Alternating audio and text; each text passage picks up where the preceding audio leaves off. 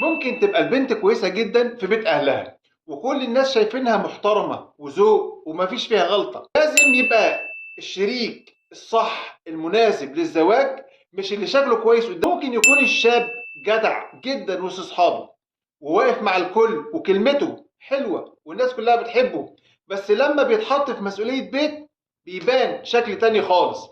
الفكرة هنا بسيطة جدا يا اخوانا، مش كل واحد كويس في حياته العامة يبقى بالضرورة ان هو مناسب كشريك حياة. في فرق كبير جدا ما بين انك تبقى انسان كويس وبين انك تبقى شريك ناجح. لان الجواز مش مجرد شكل حلو قدام الناس ولا مجرد كلام لطيف في الاول وخلاص.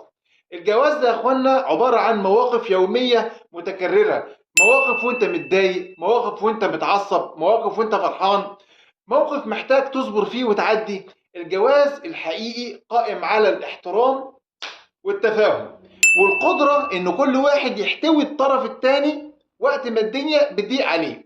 مش مجرد انك تبقى تمام بره البيت يبقى بالضرورة ان انت تبقى انسان مناسب للزواج، سواء كنت راجل او بنت.